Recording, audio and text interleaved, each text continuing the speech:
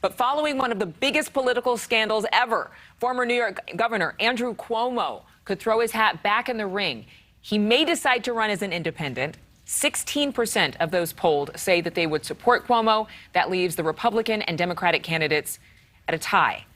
They each would only receive 33% of voters' support. Now, Cuomo resigned last August over those horrible sexual harassment allegations.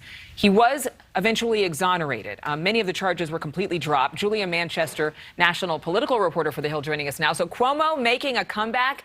This might be a surprise for a lot of the country, but maybe not so surprising to a large population of New Yorkers who thought he was wronged and they loved him as a governor.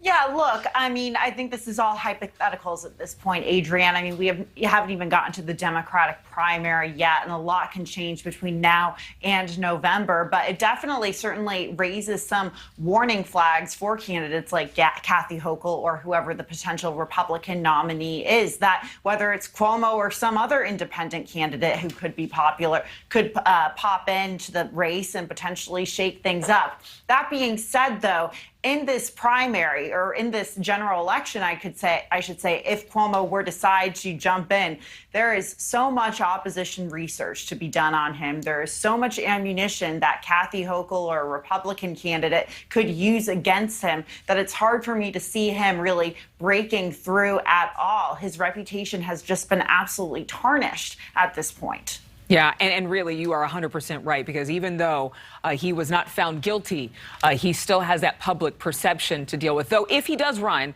wouldn't there be this big shift in terms of voters? I mean, only 30% of voters determining what happens for the entire state. Yeah, absolutely. And I think another important part of this poll is to look at Kathy Hochul's approval rating, which is in the mid-40s, if I'm correct, on that poll. So that doesn't necessarily bode well for her. I think you are going to see the Democratic Party in New York, Kathy Hochul's allies, very much try to rev up support and galvanize voters on that side. So if they're able to maybe bolster her approval rating and, galvanize voters to support her, that could help her going forward and maybe change some of the dynamics in this polling. So the Hill-Emerson poll finding also that 84% of New Yorkers are concerned about gun violence in New York City. Big surprise, right? No, I mean, it's not a big surprise at all. A majority of them. 52% of people actually were concerned about public transit, but 84% concerned about gun violence, and then more than half don't feel safe on the subways or the trains. That terrible shooting on a Brooklyn subway in April, just one of the worst of several incidents. So at this point, is the election in New York going to be about party or about policy favoring those candidates who are tougher on crime? That's a good question. I think you're going to see Republicans in New York, who have long been the underdog in New York politics, and Albany very much try to zero in on that issue of crime, sort of a microcosm of what's happening really around the country when it comes to Republican messaging on crime. That being said, though, when you look to candidates like Kathy Hochul, Mayor Eric Adams in New York City, these are two Democrats who have very much zeroed in on this issue of crime.